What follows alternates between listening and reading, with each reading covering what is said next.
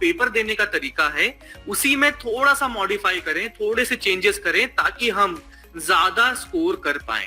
Marks में कुछ लिखा होता है क्या कि ये इजी की तरफ से आया है या इस टफ की तरफ से आया है? इसमें कोई कलर वलर अलग आते हैं क्या इन मार्क्स के कि भाई टफ वाले अलग और इजी वाले अलग, ऐसा कुछ होता है क्या? तो सर एक काम करते हैं ना, हार्ड पेपर दे देते हैं, एकदम धमाकेदार पेपर दे देते हैं।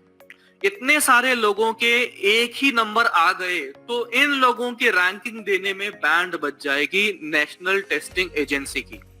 ऐसी है जैसे मैं भी पेपर सेट करता हूं तो अभी मतलब ये नॉलेज तो मेरे को अब आई, जब मैं पढ़ता था तब नहीं थी ना, मुझे कोई बताने वाला था कि मैं आपको थोड़ा सा पेपर को सॉल्व करने का तरीका बताना चाहता हूं। क्योंकि क्या होता है कि अल्टीमेटली मैं अभी यहाँ पर क्या कर रहा हूँ, कंपटीशन की तैयारी कर रहा हूँ। और मैंने आपको बताया था, क्या बताया था कि कंपटीशन में और 10वीं के बोर्ड एग्जामिनेशन में अंतर है। और किस बात का अंतर है? Competition is used to find the top student and board में ऐसा नहीं है। बोर्ड में तो क्या है कि आपका एक सर्टेन नंबर होता है, एक सर्टेन थ्रेशोल्ड होता है, एक सर्टेन लिमिट होती है, इससे ज्यादा आपके मिल गए तो आप पास हो जाओगे, ऐसा हो जाओगे।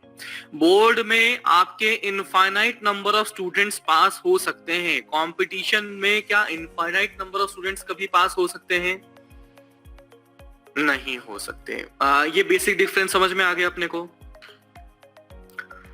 यार बाकी लोग क्या रे, आज कुछ खाया पिया नहीं क्या लोगों? और बाबा ये प्रियंका, नरुटे, पूर्वा, राजश्री, बाबा बात करोगे तो अच्छा लगेगा मेरे को भी, मेरी भी एनर्जी डाउन हो जाती है तो फिर, है ना? तो मैं फिर से पूछता हूँ कि आपको क्या कंपटीशन में और अपने बोर्ड एग्जामिनेशन जो डिफरेंस है, क्या आप सभी लोगों को ये बात क्लियर है?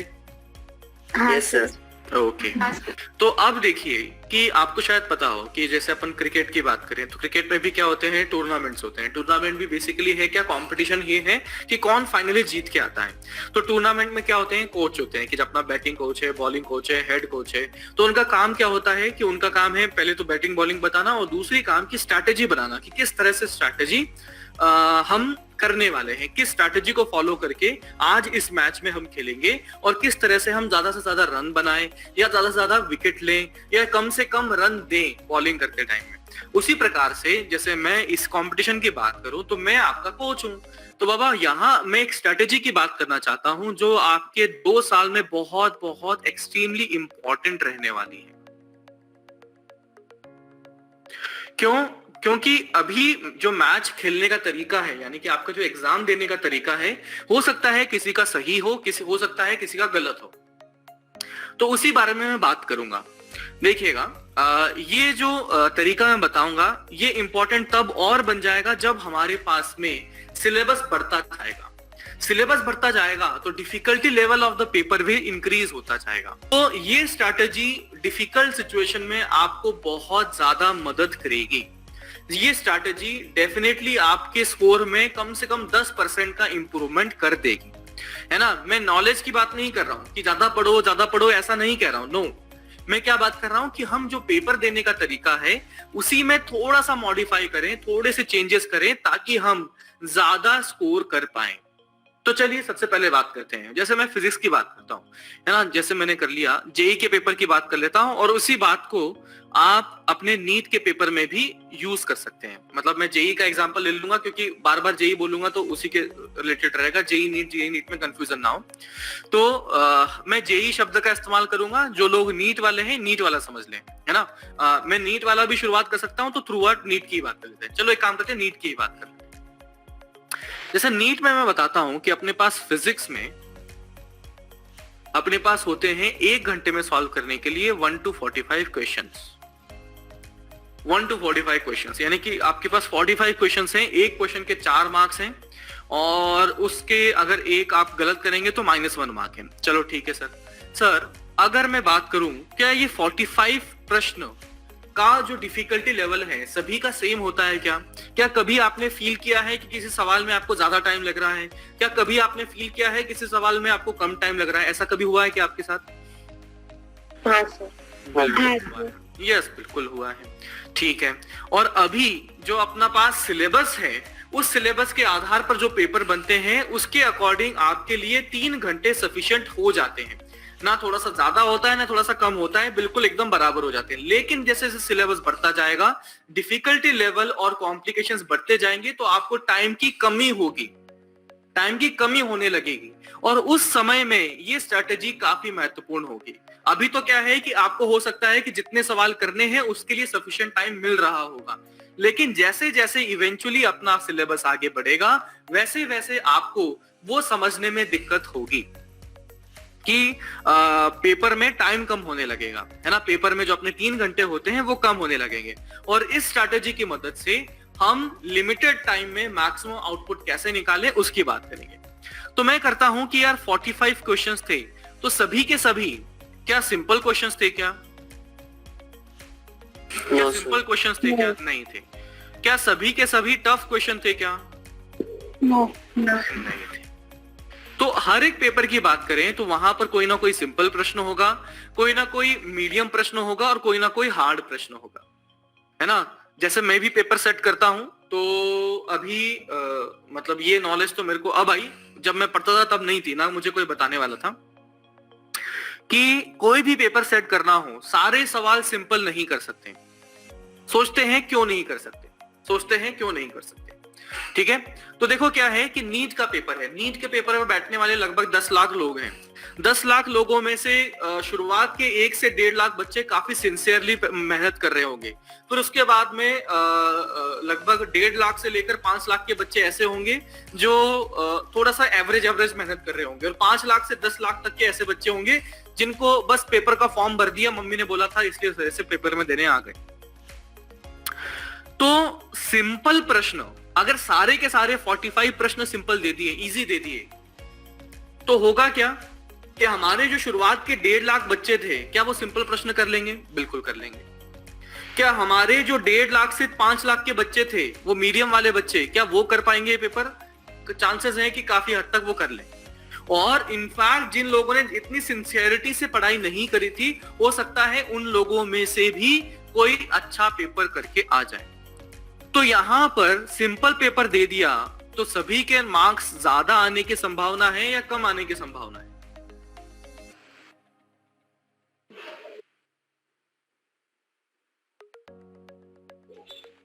यार ये ऐसा टफ सवाल था क्या ये? आपको क्या लगता है कि मैंने पेपर सिंपल दिया तो मार्क्स ज्यादा आएंगे कि कम आएंगे? ज्यादा आएंगे। चलो ठीक है।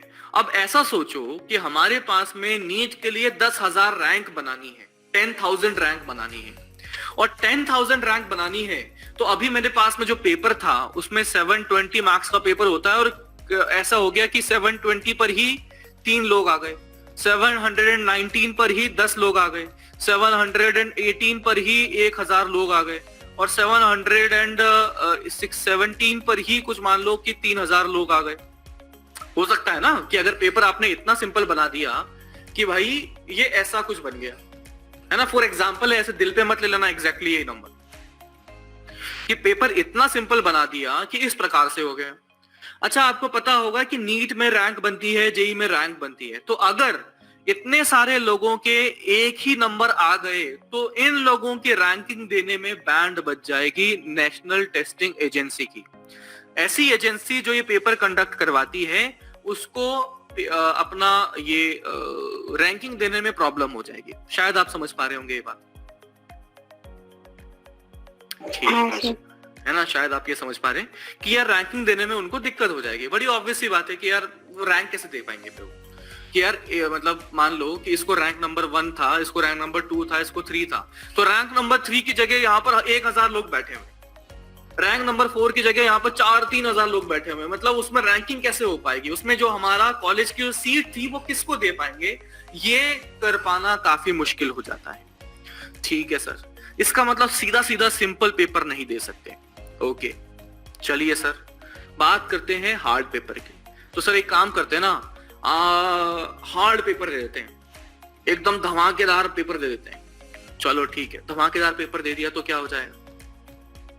तो होगा क्या कि हमारे पास में जो मरे हुए बच्चे थे, मरे मतलब वो 5 लाख से 10 लाख के बच्चे थे जिन्होंने कुछ खास पढ़ा नहीं था, वो लोग कहाँ होंगे? लोअर रेंज में होंगे, है ना, लोअर रेंज ऑफ मार्क्स में होंगे।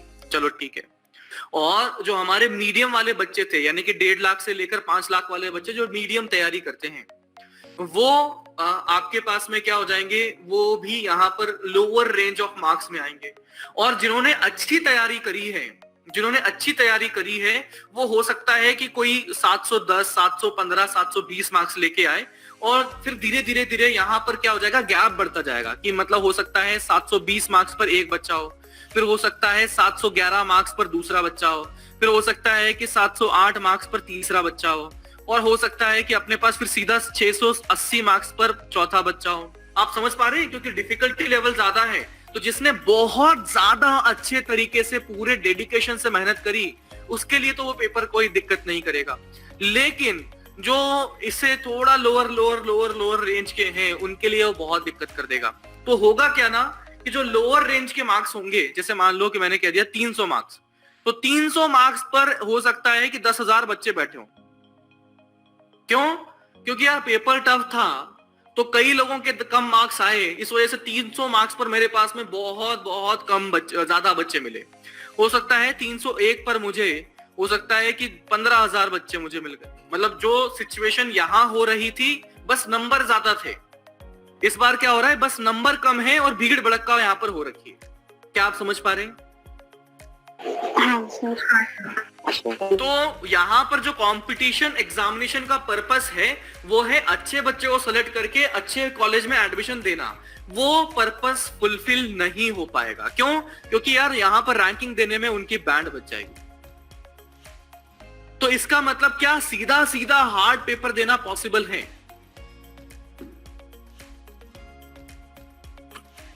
नहीं पॉसिबल है, प्रैक्टिकली पॉसिबल नहीं है। मतलब वो पेपर बना तो सकते हैं, लेकिन उनकी आगे की जिंदगी वो बहुत टफ कर देंगे। क्यों? क्योंकि भाई पेपर बनाना तो एक काम है, उसके बाद रिजल्ट भी तो देना है। तो रिजल्ट देते देते उनकी बैंड बच जाएगी। तो भाई ये काम भी पॉसिबल नहीं है। इसका मतलब चाहे कोई भी पेपर हो, दुनिया का टफ से टफ पेपर हो, हमारे पास में इजी, मीडियम एंड टफ प्रश्न आने वाले हैं। इजी, मीडियम एंड टफ, ये तीनों प्रश्न बनने वाले हैं, वहां पर होने वाले हैं। ठीक है सर। तो इजी, मीडियम और टफ रहेंगे। तो लगभग जो डिस्ट्रीब्यूशन होता है, कि मान लीजिए लगभग 30 to 40% के आसपास में इजी प्रश्न होते हैं। लगभग 20-30 के आसपास में, 20 से 30% के आसपास में इतने होते हैं। और ये लगभग मान लीजिए अप्रोक्सीमेटली आप ये मान लो कि लगभग 30-40% के आसपास में अप्रोक्सीमेटली टफ होते हैं। Depending upon paper two paper, हो सकता है 5-10% ऊपर नीचे कुछ हो जाए, लेकिन एक रफ आइडिया शायद आपको ये लग गया होगा। एक रफ आइडिया आपको ये लग गया होगा कि हाँ भाई क्या होने वाला है ना, हाँ भाई क्या होने वाला है, कि एक रफ आइडिया आपको लग गया होगा। तो यार एक चीज बताओ कि टफ प्रश्न को सॉल्व करने के बाद में कितने नंबर मिलेंगे? एक टफ प्रश्न अगर नीट का प्रश्न में सॉल्व करता हूं तो कितने नंबर मिलेंगे आपको? 4 मार्क्स। अच्छा सर, अगर मैं एक इजी प्रश्न सॉल्व करता हूं, इजी क्वेश्चन सॉल्व करता हूं, तो वो कितने नंबर देके जाएगा? 4। अच्छा, ये मार्क्स में कुछ लिखा होता है क्या कि ये इजी की तरफ से आया है या इस टफ की तरफ से आया है? इसमें कोई कलर वलर अलग आते हैं क्या इन मार्क्स के, कि भाई टफ वाले अलग और इजी वाले अलग, ऐसा कुछ होता है क्या? नहीं। इन मार्क्स में कोई अंतर नहीं है। मार्क्स चाहे 4 इजी वाले से लें चाहे टफ वाले से, 4 मार्क्स मिलेंगे तो 4 मार्क्स ही मिलेंगे। ना तो उस 4 की कोई कम वैल्यू है, ना इस 4 की ज्यादा वैल्यू है। क्यों? दोनों की वैल्यू बराबर है। तो शायद मैं किस डायरेक्शन में जाना चाहता हूं आपको आइडिया लग गया होगा, कि क्यों ना हम अपने पेपर के ये वाली रेंज, अपनी पेपर की ये वाली रेंज को कवर कर लें। कौन सी वाली रेंज? ये वाली रेंज को। तो लगभग अप्रोक्सीमेटली आप 60 से 70% पेपर कह सकते हैं इजी से मीडियम रेंज में है। और अगर डिसेंट इनफ मेहनत करते हैं तो आप ये 60 से 70% का जो स्कोर है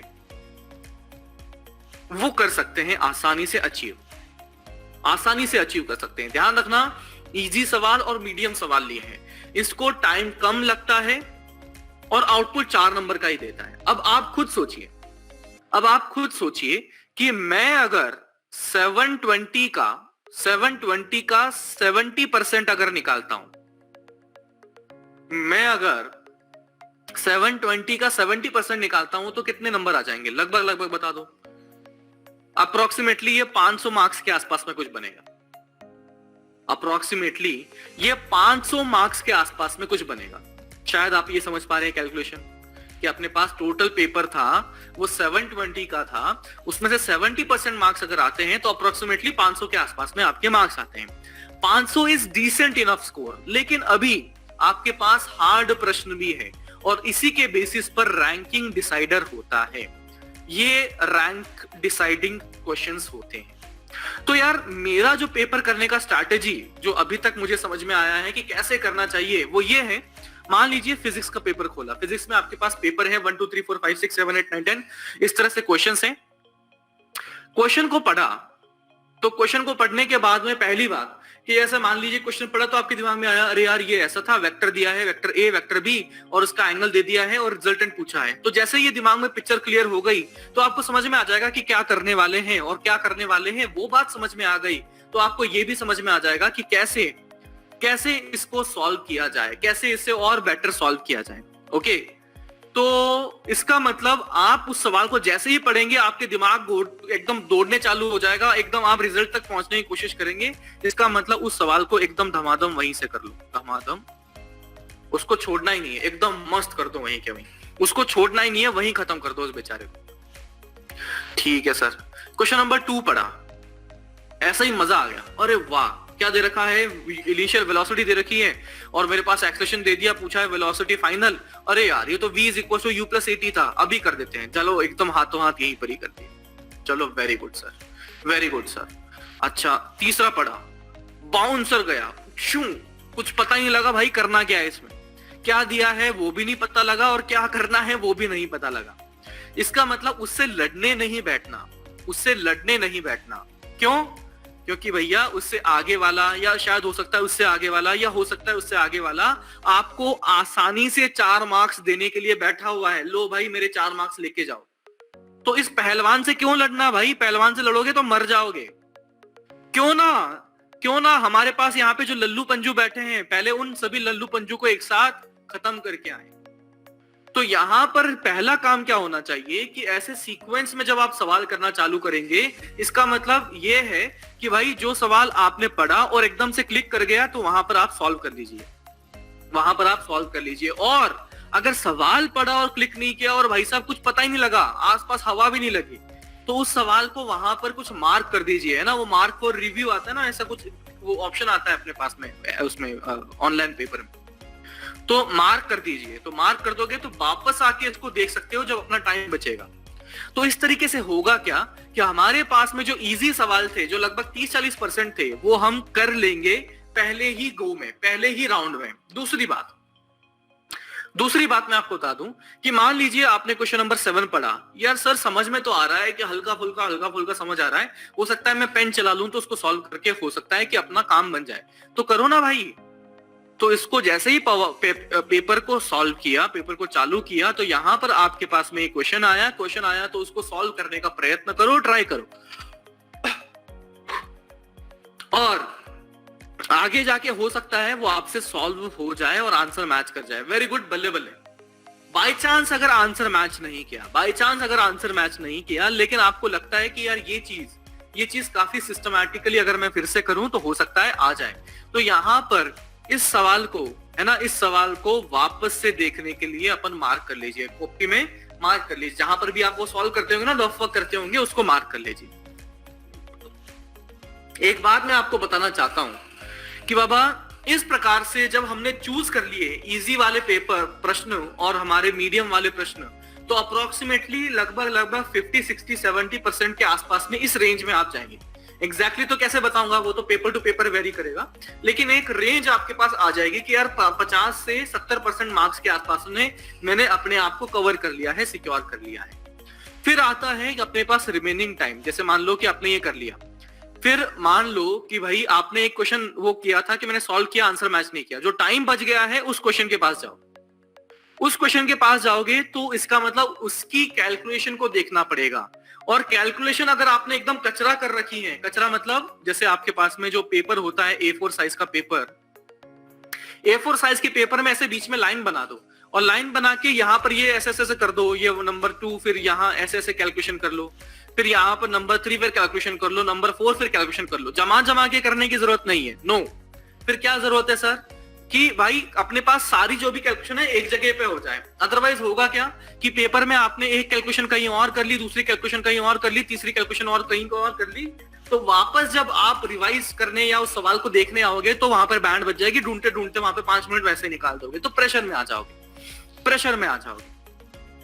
तो इस प्रकार से अपने पास में इजी और मीडियम को सॉल्व करना है। सर अगर मीडियम में मैं बात करता हूं, मीडियम में कि सवाल सॉल्व कर रहा हूं लेकिन आंसर तक पहुंच ही नहीं पा रहा हूं, मतलब बीच में अटक सा गया हूं, मुझे समझ नहीं आ रहा क्या करूं, तो मुझे उस सवाल के साथ में फाइट करनी चाहिए या अगले सवाल पर जाना चाहिए, नेक्स्ट क्वेश्चन पे जाना चाहिए?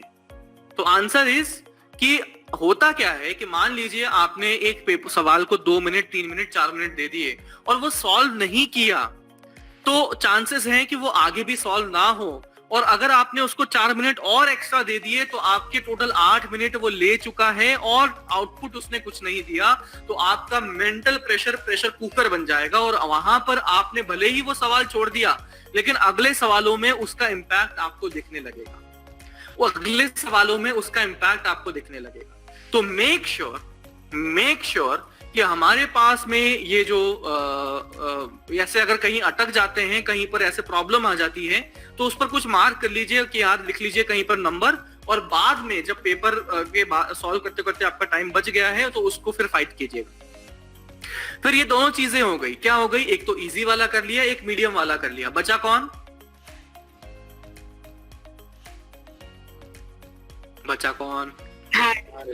हार्ड वाला बचा है, टफ वाला बचा हुआ है। तो अब ये जो राउंड हो चुके हैं अपने इजी वाले और मीडियम वाले, फिर टफ वाले के पास में आते हैं एंड देन सॉल्व इट, और फिर उसमें से कुछ सवाल हो जाएंगे, कुछ सवाल नहीं हो जाएंगे। तो इस प्रकार से अप्रोक्सीमेटली हम एस्टिमेट कर सकते हैं अपनी लगभग 70 से 80% मार्क्स के आसपास में अपन अपने आप को श्योर कर सकते हैं। सर 100% नहीं कर सकते क्या? देखो क्या होता है कि ये अगले 81% से लेकर अगले 100% तक पहुंचने में आपको बहुत एफर्ट लगेगा, क्योंकि शायद आपको पता हो कि जब 10वीं बोर्ड की बात करें तो आपको पता ही होगा कि यार लगभग 0% से लेकर 50% 60% लाना तो बहुत आसान काम है। 0% से लेकर 50% 60% लाना तो बहुत आसान काम है, लेकिन भाई फिर मैं 60% से 80% लाना ये थोड़ा मॉडरेट काम है, और 80% से लगभग 99% तक लाना ये सुपर टफ काम है। तो मैं यहां से क्या कह सकता हूं, what can I tell you, कि यार आप खुद सोच सकते हो कि यहां पर अमाउंट कितना बड़ा अपना परसेंटेज का, 0 से कितना हो गया ये 60, तो यहां पर 60% का इंक्रीज हुआ है, यहां पर कितने परसेंट का चेंज हुआ? 20%, और यहां पर ये अप्रोक्सीमेटली 20% का चेंज हुआ है। मैं आपको गारंटी देके बता सकता हूं कि ये 0 से 60 पहुंचने में जो 60% का जो आपका एफर्ट है वो बहुत कम होगा, ये आपका जो एफर्ट है वो मॉडरेट होगा, और ये जो है आपका एफर्ट बहुत ज्यादा लगेगा। तो शायद इसके पीछे का लॉजिक आप समझ पा रहे होंगे। मैं आपको क्यों बताना चाहता हूं कि बाबा अपने पास में ये 70-80% तक पहुंचना अपने पेपर में आसान है, अगले 81 से लेकर 100% तक पहुंचना मुश्किल है। तो कम से कम अपने 80% तो अश्योर कर लो, तो आप लोगों से मैं पूछता हूं कि खुद बताइए कि क्या आप लोगों के 80% से ज्यादा मार्क्स अभी आ पा रहे हैं? बहुत कम ही होंगे, अभी बताने की जरूरत नहीं है, शर्माना मत, है ना। बहुत कम ही लोग ऐसे होंगे जो 80% प्लस जा रहे होंगे। तो आई टेल यू दैट कि यार 0 से 80% पहुंचने में एफर्ट जितना लगेगा और 80% से 100% तक पहुंचने में एफर्ट जितना लगेगा, ये बाद वाला एफर्ट बहुत ज्यादा होगा। अरे तो कोई दिक्कत नहीं ना, 0 से 80% तो कम से कम पहुंच जाए, पहले अपन 0 से 80% तो पहुंच जाए, फिर बाद में फाइट करेंगे अपन 81 से 100% की। तो मेक श्योर इस डिफरेंस को समझिए, एक स्ट्रैटेजी से अपनाइए और इस स्ट्रैटेजी को आप अपने एग्जामिनेशन में फॉलो करने की कोशिश कीजिए। हो सकता है कि थोड़ा सा टाइम लगे इसको एडजस्ट होने में, लेकिन ये स्ट्रैटेजी नक्की आपके पेपर में, जो फाइनल पेपर है उसमें आपकी बहुत अच्छे से मदद कर देगी। तो मुझे लगता है ऐसा आप लोग करेंगे और उसमें रिजल्ट्स दिखेंगे। कोई दिक्कत होती है तो टॉक टू मी, अपन बात करके उसका रिजल्ट प्रॉब्लम निकाल सॉल्व कर लेंगे। बट हाँ, ये स्ट्रैटेजी को जरूर फॉलो करना है, इसकी मदद से ही हम अच्छा स्कोर कर पाएंगे। ध्यान देना, मैंने यहाँ पर आपको बस पेपर सॉल्व करने की स्ट्रैटेजी बनाई है, मैंने आपको पढ़ने की स्ट्रैटेजी नहीं बताई। पढ़ना अलग है, सेम नॉलेज रहते हुए भी हो सकता है कि आपकी नॉलेज सेम रही, उसके बाद में भी हो सकता है आप एक पेपर में 80% मार्क्स लेके आए और दूसरे पेपर में हो सकता है 60% मार्क्स लेके आए। क्यों? क्योंकि आपने पेपर करने का जो तरीका है वो थोड़ा सा चेंज हो गया, तो मेक श्योर जो हम अपनी नॉलेज को सेम रखते हुए भी जो इंप्रूव कर सकते हैं अपनी पढ़ाई में, जो इंप्रूव कर सकते हैं अपने स्कोर में, क्यों ना कर लें उसको। तो अब make sure you follow this strategy in your examination, whether we are talking about JEE, whether we are talking about NEET. ये स्ट्रैटेजी दोनों के लिए वैलिड है, दोनों के लिए फुलफिल करेगी। तो अगर किसी को कोई भी कंसर्न है, कोई समस्या है कि यार सर चलो ठीक है ये तो हो गया, सर इसके अलावा मुझे ये दिक्कत लग रही है, तो we can talk about it. अगर लगता है ऐसी कोई प्रॉब्लम है तो आप बता सकते हैं। No sir. Okay, perfect. तो चलो आज का अपना समय एक्चुअली समाप्त हो गया है। तो पेपर को अच्छे से करिए, एनालाइज कीजिए, स्ट्रैटेजी बनाइए, स्ट्रैटेजी फॉलो कीजिए एंड इवेंचुअली अपने लगभग 1.5 से पौने 2 साल बाद में डेफिनेटली हम ये काम अच्छे से कर पाएंगे। ओके, तो चलो बच्चा लोग मिलते हैं कल वाली क्लास में। Bye bye. Bye sir. Bye bye sir, thank you. Good day बच्चा, बाय। Bye sir.